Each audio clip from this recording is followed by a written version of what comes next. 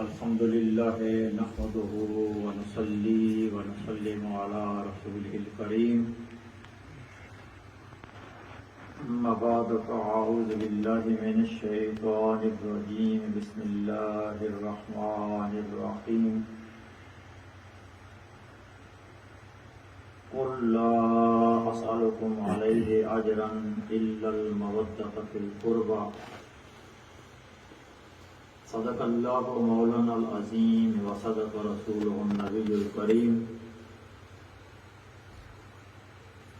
وقال رسول الله صلى الله تعالى عليه وآله وسلم إني قد تركت فيكم الثقلين كتاب الله وإطرتي أهل بيتي وكما قال رسول صلی اللہ تعالی علیہ وآلہ وسلم وقال رسول اللہ صلی اللہ تعالی علیہ وآلہ وسلم فی مقام آخر حسین منی وانا من حسین من احب حسینا فقد احب اللہ وكما قال رسول صلی اللہ تعالی علیہ وآلہ وسلم وقال الله تعالى في شان حبيبه إن الله وملائكته يصلون على النبي يا أيها الذين آمنوا صلوا عليه وسلموا تسليما اللهم صل وسلم على سيدنا ونبينا ومولانا محمد وعلى آل سيدنا ونبينا ومولانا محمد وبارك وسلم وصلی علیہ الصلاۃ والسلام علیک یا سیدی یا رسول اللہ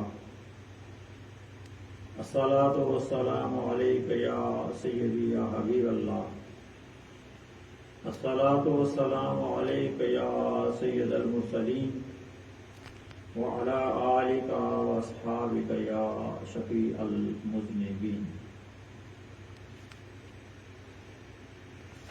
اللہ رب العالمین کی بے حد تعریف و توصیف اور اللہ کے رسول امت کے غمخوار آقا حضور رسالت مآب صلی اللہ تعالی علیہ وآلہ وسلم پر محبت کے ساتھ ہدیہ درود و سلام بھیج لینے کے بعد قابل سادہ کرام برادران اسلام السلام علیکم ورحمۃ اللہ وبرکاتہ۔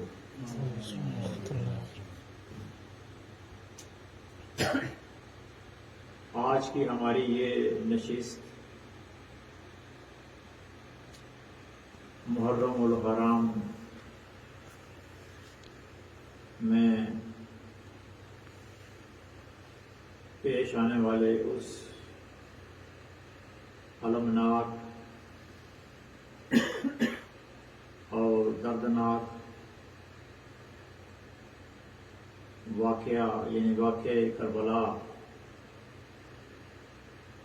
کے ضمن میں ہے، لیکن میں آپ کے سامنے کربلا کے واقعات بیان نہیں کرنا چاہوں گا، اس لیے کہ ان واقعات کو بیان کرنا، سننا اور سنانا یہ بڑے جگرے والی بات ہے۔ وہ مناظر اتنے دردناک مناظر ہیں اور وہ شہادتیں اتنی دردناک شہادتیں ہیں اور ان میں پیش آنے والے واقعات اپنے اندر اتنی کرب اور اتنی تکالیف رکھتے ہیں کہ ان کو سننے والا، ان کو سنانے والا، ان کو پڑھنے والا ہر بندے کا دل پسیج جاتا ہے۔ میں تو آپ کے سامنے یہ عرض کرنا چاہوں گا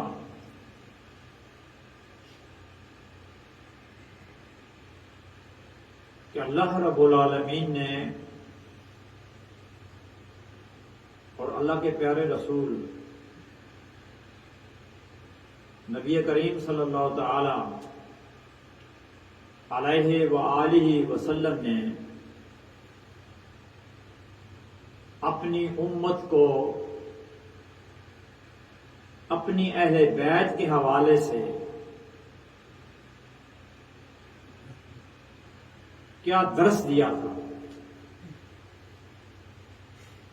اللہ نے کیا حکم دیا تھا، اور اللہ کے حبیب صلی اللہ تعالی علیہ وآلہ وسلم نے اپنی امت کو کیا احکامات ارشاد فرمائے تھے، اور امت نے ان پر کس حد تک عمل کیا ہے۔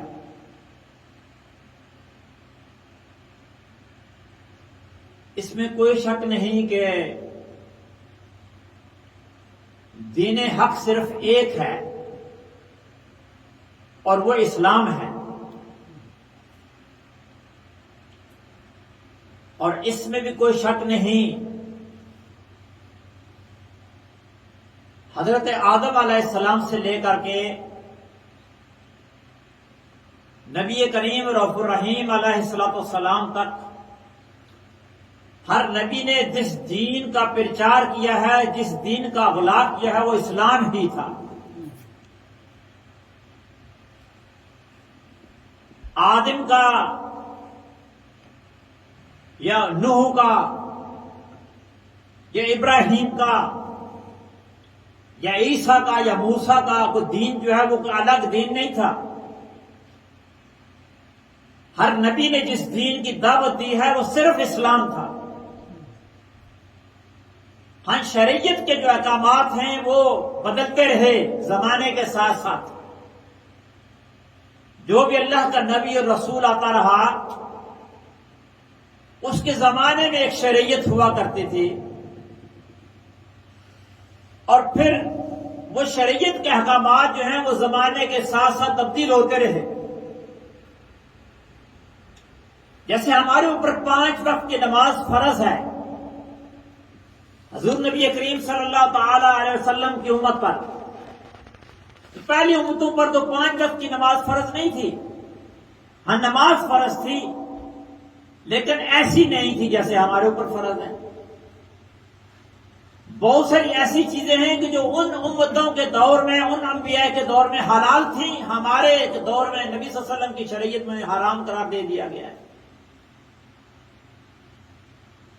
روزے ان امتوں پر بھی فرض رہے، ہمارے اوپر بھی فرض ہے، لیکن ان کے روزوں کے احکامات اور ہمارے روزوں کے احکامات میں فرق ہے۔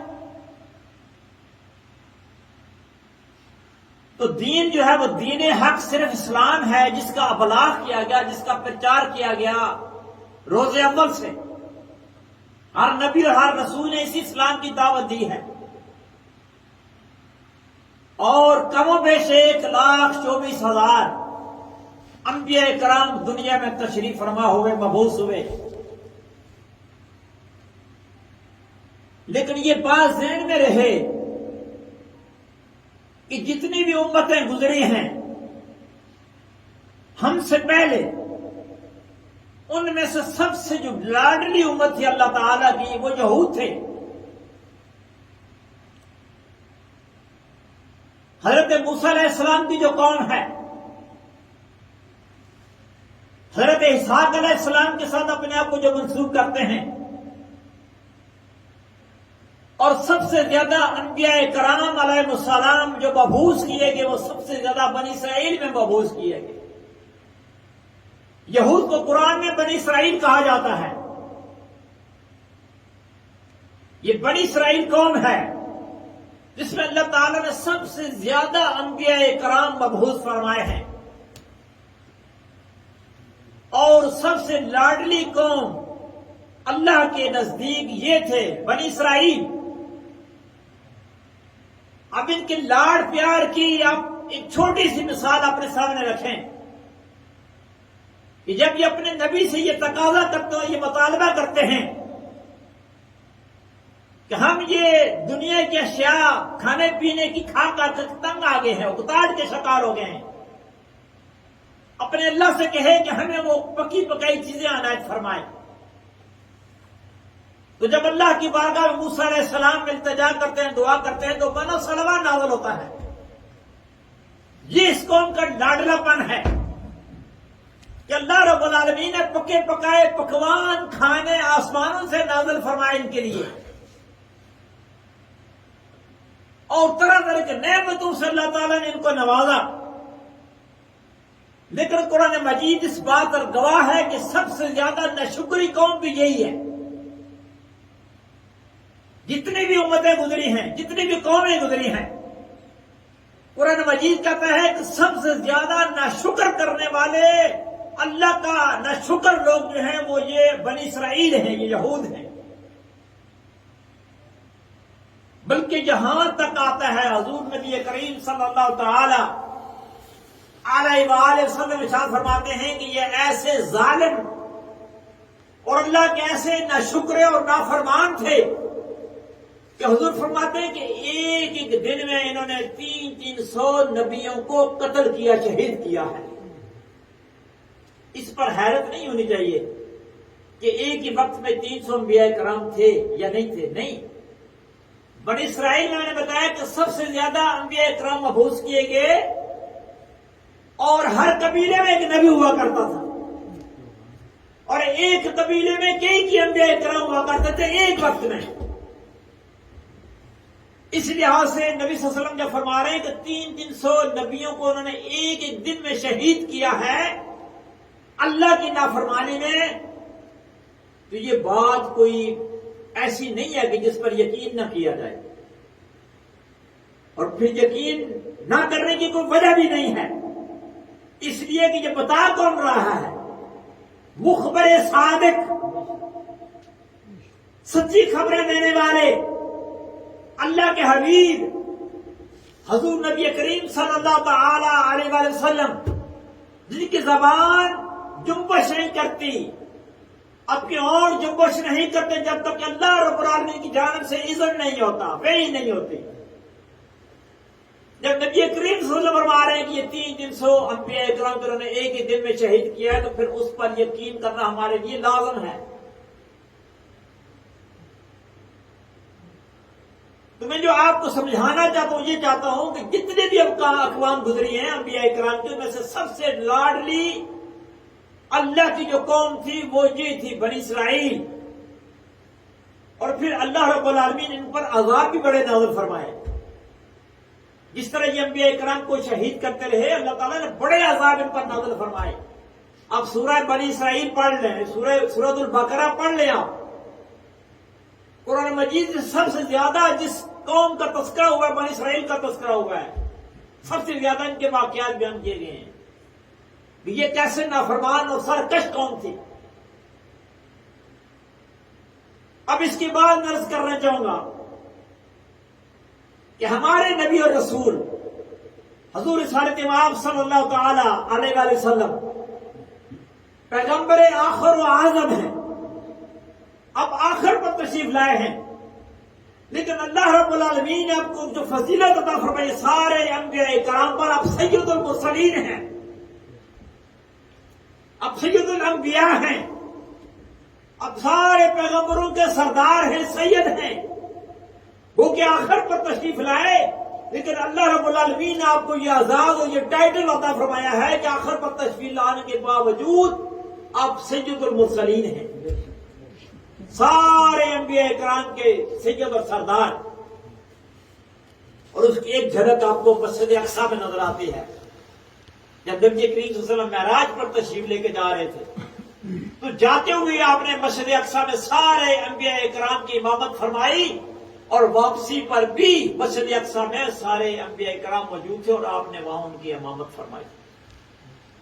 جبریل امین نے خود آپ کو مسلح پر کھڑا کیا کہ آپ سید المرسلین ہیں، آپ امام فرمائیں گے. جب حضور نبی کریم صلی اللہ علیہ وسلم سارے نبیوں کے سردار ہیں، پیغمبر اعظم ہیں، اللہ کے حبیب ہیں، اللہ کے محبوب ہیں. اب وہ بنی اسرائیل کا وقت گزر گیا، نبی کریم صلی اللہ علیہ وسلم کا دور نبوت شروع ہوتا ہے. پھر یہ فضیلت کا تاج اللہ رب العالمین نے کس کے سر پر رکھا؟ کنتم خیر امۃ اخرجت للناس. نبی کریم صلی اللہ علیہ وسلم کی امت کے سر پہ یہ فضیلت کا تاج اللہ نے رکھا کہ اے حضور کی امت، میرے محبوب کی امت، تم وہ ہو جنہیں ہم نے لوگوں میں سے ظاہر کیا ہے، اور تمہارے سر کے اوپر ہم نے فضیلت کا تاج رکھا ہے، تمہیں یہ شرف عطا فرمایا ہے کہ تم ساری امتوں سے بہترین امت ہو. کنتم خیر امۃ اخرجت للناس. جتنی بھی امتیں ظاہر کی گئی ہیں، جتنے وہ لوگ ظاہر کیے گئے ہیں، ان سب میں سے بہتر امت تم ہو. اللہ تعالیٰ نے یہ فضیلت عطا فرمائی. اور حضور نبی کریم صلی اللہ علیہ وسلم کو اللہ تعالیٰ نے سارے انبیاء کرام پر فضیلت عطا فرمائی. اب میں جو عرض کرنا چاہ رہا ہوں وہ یہ ہے کہ قرآن مجید فرقان حمید کی جو آیت مقدسہ میں نے آپ کے سامنے تلاوت کی ہے، قُلْ لَا أَسْأَلُكُمْ عَلَيْهِ أَجْرًا إِلَّا الْمَوَدَّةَ فِي الْقُرْبَى. اے محبوب، آپ ان سے کہہ دیجئے کہ میں تم سے اس پر کوئی اجر نہیں مانگتا مگر یہ کہ میری جو اہل بیت ہے ان سے مودت کرو. کس پر اجر نہیں مانگتا؟ نبی صلی اللہ علیہ وسلم کا کیا وہ کام ہے جس پر اللہ نے فرمایا ہے، یہ اللہ کا حکم ہے. یہ کسی افسانہ نگار کی بات نہیں ہے، کسی ناول نگار کی بات نہیں ہے، کسی قلم کار کی بات نہیں ہے.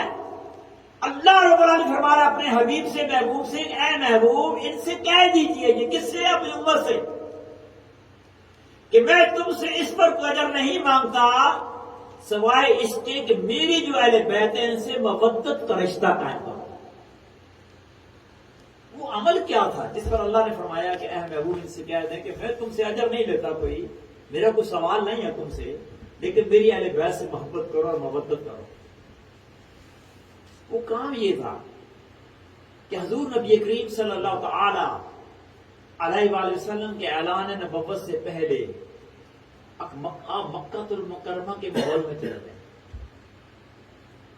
حالت یہ تھی، پستی کی حالت یہ تھی، عقائد میں جو بگاڑ آ چکا تھا اس کی حالت یہ تھی کہ کعبۃ اللہ جو اللہ کا گھر ہے اس میں 360 بت نصب تھے. اللہ کے گھر میں جسے حضرت ابراہیم علیہ السلام نے تعمیر فرمایا تھا اللہ کی عبادت کے لیے، اور بعض روایات میں جو اس سے پہلے حضرت آدم علیہ السلام نے بھی تعمیر فرمایا تھا. روئے زمین پر سب سے پہلا گھر جو اللہ کا گھر جس کی تعمیر کی کہ وہ حضرت آدم علیہ السلام نے تعمیر فرمایا تھا، اور حضرت آدم علیہ السلام نے جو تعمیر فرمایا تھا انہی بنیادوں پر حضرت ابراہیم علیہ السلام نے اس کی تعمیر نو کی. وہ جو اللہ کا گھر تھا بیت اللہ، اس میں 360 بت نصب تھے. مکہ کا یہ ماحول ہے. لوگ اللہ وحدہ اللہ شریک کو بھلا چکے ہیں، فراموش کر چکے ہیں، بتوں کی پوجا کرتے ہیں، بتوں کی عبادت کرتے ہیں، اور بتوں کو انہوں نے خدا بنایا ہوا ہے. اور بت بھی کون سے؟ جو انہوں نے اپنے ہاتھوں سے تراشے ہیں. یعنی انسان کی عقل کہاں کر گئی کہ اپنے ہاتھ سے ایک بت کو تراشتا ہے. وہ لکڑی کا ہے، پتھر کا ہے، مٹی کا ہے، وہ اپنے ہاتھ سے بت تراشتا ہے اور ان بتوں کو اپنے سامنے نصب کرتا ہے، اور پھر اسی کے سامنے سجدہ ریز ہو جاتا ہے. اسی کو اپنا خدا مانتا ہے، اسی سے اپنے حاجتیں طلب کرتا ہے، اسی کے سامنے اپنے سوالات رکھتا ہے، اسی کو اپنا معبود مانتا ہے، اسی کی عبادت کرتا ہے. حد ہو گئی انسان کے عقل ماتم کرنا چاہیے.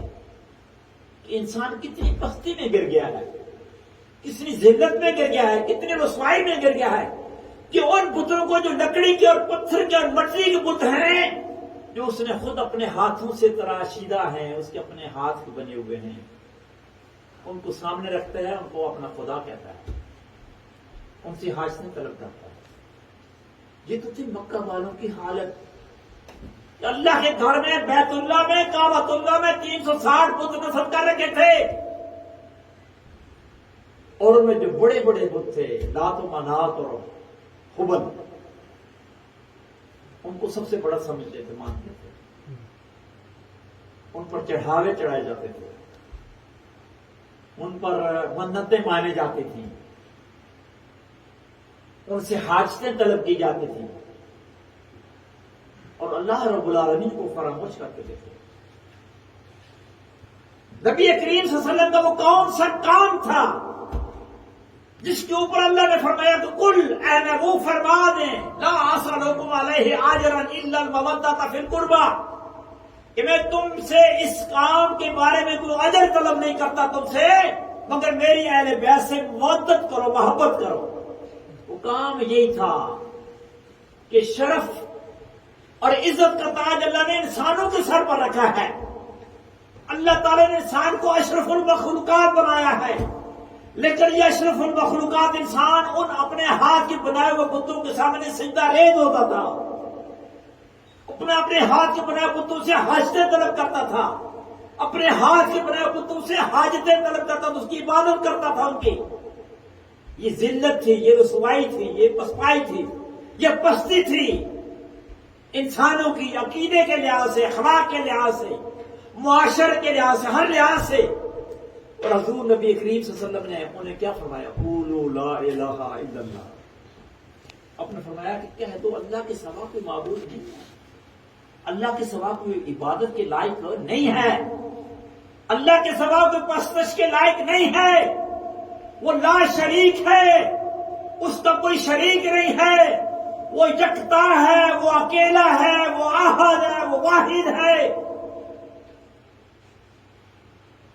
کوئی شریک نہیں ہے۔ یکتا، یکتا کا مطلب یہ ہوتا ہے کہ بالکل اکیلوں کے سامنے سجدہ ریز ہوتا تھا، اپنے ہاتھ کے بنائے بتوں سے حاجتیں طلب کرتا تھا، اپنے ہاتھ کے بنائے بتوں سے حاجتیں طلب کرتا تھا، اس کی عبادت کرتا تھا ان کی۔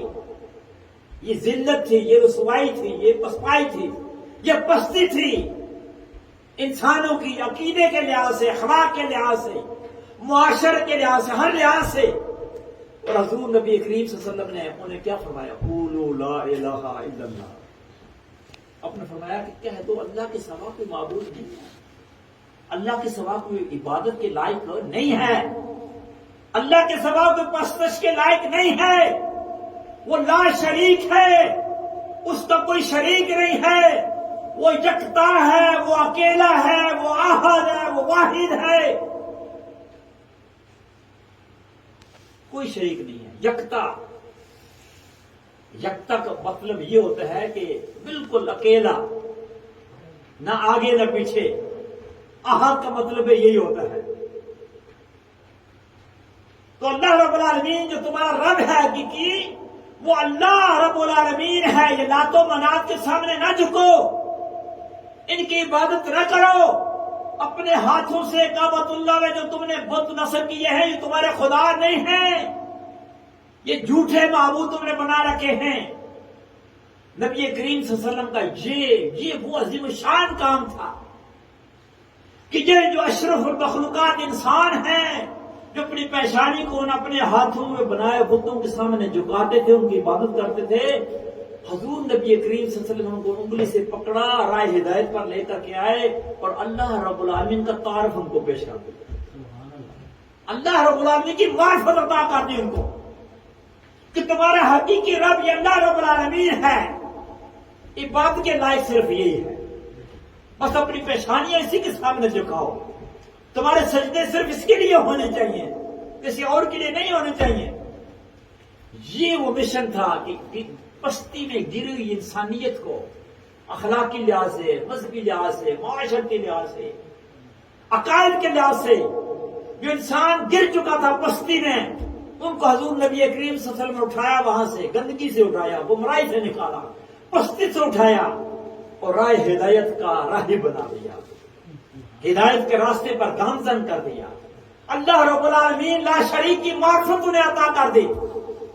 یہ وہ مشن اور یہ وہ کام تھا جس پر اللہ رب العالمین نے فرمایا اے محبوب قل آپ ان سے فرما دیے لا اسألکم علیہ اجرا میں تم سے اس بات پر کوئی اجر نہیں مانگتا کہ میں نے تمہیں گمراہی سے نکال کر ہدایت کے راستے پر ڈال دیا ہے، میں نے تم کے اندھیروں سے نکال کر روشنی کے راستے پر ڈال دیا ہے، میں نے تمہارے دلوں کے اندر جو شرک اور بدعات کی کالت جمی تھی، کفر کی کالت جمی تھی، اسے صاف کر کے تمہارے دلوں کو صاف اور شفاف کر دیا ہے، تمہیں نور معرفت عطا کر دیا ہے، تمہیں اللہ رب العالمین کی حقیقی معرفت عطا کر دی ہے۔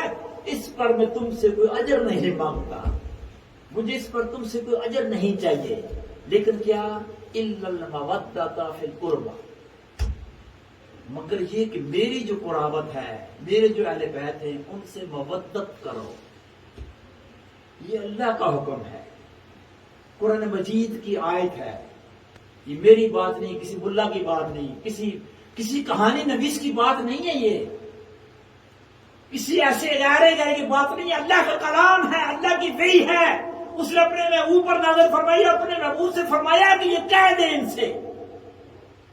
حضور کا کہنا اللہ کا کہنا ہے، حضور تو وہی فرماتے ہیں جو اللہ رب العالمین کی جانب سے کہا جاتا ہے، حکم ہوتا ہے، وہی کچھ ارشاد فرماتے ہیں۔ لیکن ہم نے کیا کیا؟ میں نے عرض کیا کہ جتنی اقوام گزری ہیں سابقہ، ان میں سے سب سے لاڈلی اللہ کی جو قوم تھی وہ بنی اسرائیل تھی، یہود تھے، اور انہوں نے ناشکری کی، اپنے نبیوں کو قتل کیا، شہید کیا۔ اس کے بعد یہ شرف کا تاج اللہ نے حضور نبی کریم صلی اللہ علیہ وسلم کی امت پر رکھا کہ جس طرح نبی کریم صلی اللہ علیہ وسلم سب کے سارے انبیاء کرام کے سید و سردار ہیں، سید المرسلین ہیں، اسی طرح یہ جو امت ہے آپ کی کنتم امت الخیر، کنتم خیر امت اخرجت للناس، کہ جتنی امتیں ظاہر کی ہیں، جتنے لوگ ظاہر کی، ان میں سے شرف اور فضیلت کا تاج ہم نے تمہیں عطا کیا ہے، اب یہ شرف کا تاج تمہارے سر پر ہے۔ مگر افسوس کہ بنی اسرائیل نے جس طرح اللہ کی ناشکری کی، اللہ نے من و سلوہ بھی نازل کیا آسمانوں سے، ہر طرح کی نعمتیں عطا فرمائی، لیکن وہ ناشکری کرتے رہے، نافرمانی کرتے رہے، سرکشی پر دوڑتے رہے اور اپنے انبیاء کو شہید کرتے رہے۔ بدلے میں اللہ کے انعامات اور بدلے میں کیا کرتے رہے؟ ہمیں اللہ تعالیٰ نے شرف دیا کہ پیغمبر آخر و اعظم کی امت ہونے کا شرف عطا فرمایا، اور یہ شرف عطا فرمایا کہ جتنی امتیں ظاہر کی اب تک ان میں سے سب سے بہتر امت تم ہو۔ مگر ہم بھی بنی اسرائیل کی ڈگر پر چلے، حضور کی امت کہلانے والے بھی بنی اسرائیل کی ڈگر پر چلے۔ انہوں نے کیا کیا کہ جب اللہ نے حکم دیا کہ محبوب ان سے کہہ دیں کہ یہ تمہاری جو قرابت ہے، اہل بیت ہے، ان سے محبت کریں، مودت کریں، محبت کریں، ان سے پیار کریں، ہم نے کیا کیا؟ ہم نے ان کے گلے کاٹے۔ حضور کی امت کہلوانے والوں نے خاندان رسول کے گلے کاٹے ہیں، میدان کربلا میں ان کے گلے کاٹے، ان کو شہید کیا گیا بے دردی کے ساتھ، ان کی ناشوں پر گھوڑے دوڑائے، ان کی ناشوں پر گھوڑے دوڑائے گئے۔ ہم نے یہ صلہ دیا اپنے حضور نبی کریم صلی اللہ علیہ وسلم کو، حضور آپ کی امت ہیں، آپ نے حکم دیا تھا ہمیں کہ میری قرابت سے، میری اہل بیت سے محبت کرنا، مودت کرنا، ہم یہ اس کا صلہ دے رہے ہیں۔ اور وہ کہلواتے مسلمان تھے جنہوں نے اہل بیت کو ذبح کیا میدان کربلا میں۔ ایک فرد ان میں سے بچا جسے امام زین العابدین کہا جاتا ہے، میں نے جمعے کے خطبے میں اسی پر گفتگو کی تھی کہ امام زین العابدین واحد وہ شخص تھے جو خاندان رسالت میں سے وہاں بچے، یا دیگر خواتین تھیں، اور ہم نے سارے اس خاندان رسالت کو کربلا میں ذبح کر دیا، ہم نے خوب صلہ دیا۔ اور نبی کریم صلی اللہ علیہ وسلم کیا فرماتے ہیں؟ اب ایک حدیث فرماتے ہیں کہ حسین منی وانا من حسین، من احب حسینا فقد احب اللہ، حسین مجھ سے ہے، میں حسین سے ہوں، اور جس نے حسین سے محبت کی اس نے حقیقت میں اللہ سے محبت کی۔ اور ہم نے کیا کیا؟ مسلمان کہلوانے والوں نے کیا کیا؟ حضور فرما رہے ہیں حسین مجھ سے ہے، گویا مجھ میں اور حسین میں کوئی فرق نہیں ہے۔ میں نے جس طرح حق کا پرچم بلند کیا ہے، میں نے جس طرح اسلام کا پرچم بلند کیا ہے، میں نے جس طرح باطل کو جھٹلایا ہے، میں نے جس طرح اللہ رب العالمین کی معرفت عطا کی ہے، حسین و منی کا مطلب یہ ہے کہ حسین بھی میرے نقش قدم پر چلے گا۔ حسین کبھی باطل کے ہاتھ میں ہاتھ نہیں دے گا، حسین کبھی باطل کے ساتھ مفاوضت نہیں کرے گا، حسین کبھی باطل کو قبول نہیں کرے گا، حسین کبھی غلط کو صحیح نہیں کہہ سکے گا، حسین کبھی جھوٹ کو سچ نہیں کہہ سکے گا۔ حسین ہمیشہ سچ کا ساتھ دے گا، حسین ہمیشہ سچ کے پرچوں کو بلند کرے گا، حسین ہمیشہ حق کے پرچوں کو بلند رکھے گا، حسین ہمیشہ اسلام کے پرچوں کو بلند رکھے گا اور اسلام کے پرچوں کو سرنگون نہیں ہونے دے گا۔ حسین منی، حسین مجھ سے ہے۔ اور پھر فرمایا کہ من احب حسینا، جس نے حسین سے محبت کی فقد احب اللہ، بے شک اس میں کوئی شک ہی نہیں ہے کہ جس نے حسین سے محبت کی، فقد فرمایا فقد بے شک اس نے اللہ سے محبت کی ہے۔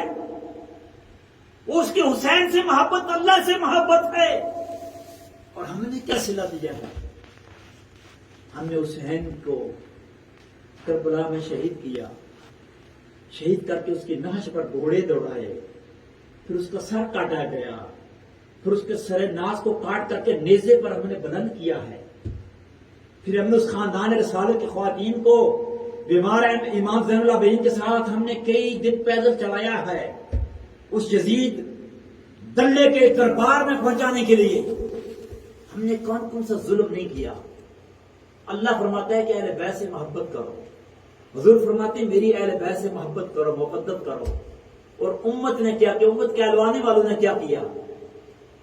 ان کے گلے کاٹ دیے۔ انہوں نے اپنے تئیں کوشش کی خاندان رسالت کو مٹا دیا تھا نشان تک، لیکن اللہ کو مطلوب اور مقصود یہ تھا کہ حضور نبی کریم صلی اللہ علیہ وسلم کی نسل تا قیامت موجود ہے۔ اس لیے بھی حضور نبی کریم صلی اللہ علیہ وسلم فرمایا تھا کہ انی قد ترکت فیکم ثقلین، بے شک میں تمہارے اندر دو بھاری چیزیں چھوڑ کے جا رہا ہوں، کتاب اللہ و اطراتی اہل بیتی۔ حضور نے فرمایا تمہارے درمیان میں دو بہت بھاری چیزیں چھوڑ کے جا رہا ہوں، ایک اللہ کی کتاب قرآن ہے اور ایک میری اہل بیت ہے، میری اطرت ہے۔ حضور نے فرمایا قیامت تک یہ دونوں آپس میں جڑے رہیں گے، قیامت تک قرآن اور اہل بیت آپس میں جڑے رہیں گے۔ حضور نے فرمایا اس طرح جڑے رہیں گے کہ حوض کوثر پر یہ دونوں آ کر کے ملیں گے، قرآن بھی اور اہل بیت بھی۔ جب تک قیامت نہیں آتی یہ دنیا میں جڑے رہیں گے، ایک دوسرے سے جدا نہیں ہوں گے۔ مراد یہ ہے کہ اہل بیت حقیقت میں کبھی بھی باطل کے ساتھ نہیں جائیں گے، کبھی بھی باطل کا ساتھ نہیں دیں گے، حق کا ساتھ دیں گے، اس لیے کہ حق قرآن ہے۔ اور قرآن کو اللہ نے حضور نبی کریم صلی اللہ علیہ وسلم نے اہل بیت کے ساتھ جوڑ دیا۔ حضور فرماتے ہیں یہ قرآن اور اہل بیت یہ دو بھاری چیزیں تمہارے درمیان چھوڑ کے جا رہا ہوں، جب تک تم ان سے جڑے رہو گے کبھی گمراہ نہیں ہوگے۔ زندگی میں کبھی گمراہی تمہارے قریب نہیں آئے گی جب تک تم ان سے جڑے رہو گے، اپنا تعلق قرآن سے رکھو گے، اہل بیت پاک سے تعلق رکھو گے، یہ گمراہی تمہارے قریب نہیں بھٹکے گی۔ اور فرمایا جب گمراہی تمہارے قریب نہیں بٹے گی پھر قیامت کے دن جب تم ان کے ساتھ ہی آؤ گے حوض کوثر پر، قرآن اور اہل بیت میری مجھ پر میرے پاس حوض کوثر میں آ کر کے ملیں گے، اور جب تم ان کے دامن سے وابستہ رہو گے، جڑے رہو گے، تو پھر تمہاری بھی ملاقات وہیں حوض کوثر پہ ہوگی میرے ساتھ۔ ہم میں سے کون یہ نہیں چاہتا کہ کل میدان محشر میں حوض کوثر پر ہمیں جامع کوثر نبی کریم صلی اللہ علیہ وسلم کے دست اقدس سے نصیب ہو؟ ہم میں سے کون نہیں چاہتا؟ اگر ہم چاہتے ہیں، حقیقت چاہتے ہیں، اگر ہمارا یہ ایمان ہے، ہمارا یہ عقیدہ ہے، کہ وہاں یہ حوض کوثر کا نبی کریم صلی اللہ علیہ وسلم جام عطا فرمائیں گے، یہ حقیقت ایسے آنکھیں نہیں چرائی جا سکتی۔ لیکن یہ بھی حدیث میں آتا ہے کہ بعض لوگ نبی کریم صلی اللہ علیہ وسلم کی امتی بن کر کے جام کوثر لینا چاہیں گے، لیکن فرشتے ان کو روک دیں گے، حضور فرمائیں گے یہ میرا امتی ہے آنے دو۔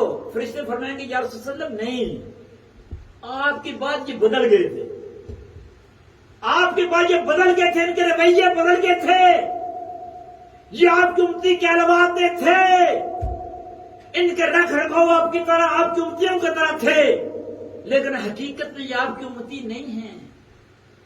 وہاں کو جامع کوثر نہیں ملے گا حضور کے دستے اقدس سے۔